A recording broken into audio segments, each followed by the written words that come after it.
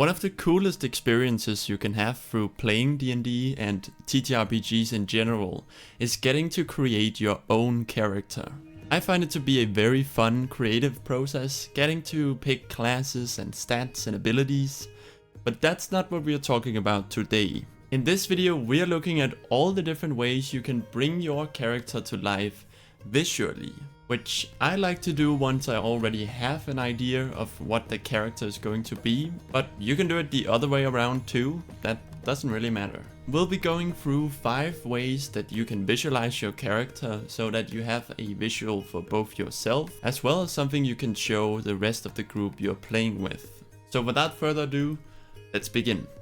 Kicking off the list, we have Hero Forge. Now, Hero Forge is a site designed to make custom miniatures for D&D and the like that you can actually purchase painted and everything. However, it's also just a great free tool to build the look of your character, and it's relatively easy to use. It's very similar to the creature builder in Spore, if you've ever played that game. It's really easy and fun to pick hairstyles, outfit and armor, add any gear or weapons they might have. They even have these cool spell effects for spellcasters, and then just paint it in the way you like. Once you're done, you can grab a screenshot of it that you can use as a cool custom profile picture on a D&D Beyond character sheet or something. And you even have the option, if you have the money for it, to buy the actual miniature to use at the table. Pretty neat. Second on the list is my personal favorite method, which is using video game character creators. I find it very enjoyable just booting up a game that has a great character creator and then just playing around and designing it in there.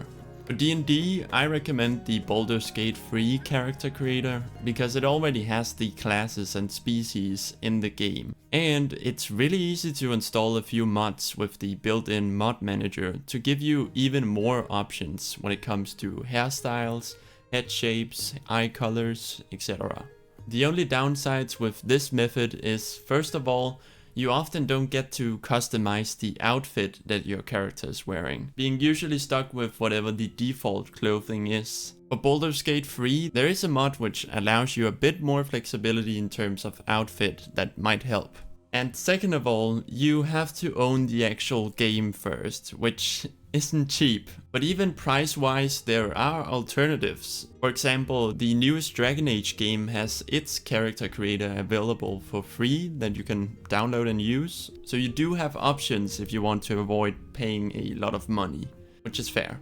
The third way to visualize your character is with custom artwork. This is by far the coolest way to visualize a character of yours, but it's also the most difficult.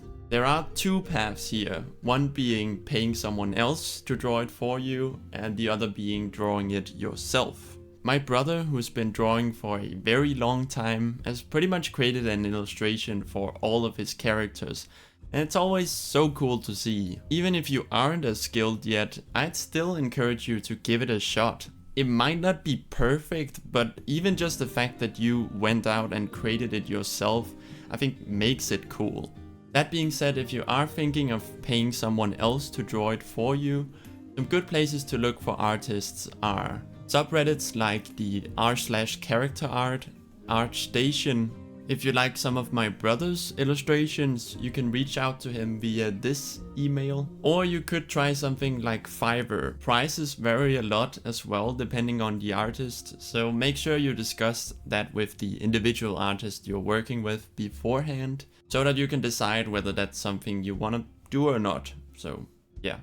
The fourth option is just to use already existing art on the internet. Obviously, if you're doing any sort of streaming or anything publicly like that, you need to have permission first. But for private home games, you can do whatever the heck you want.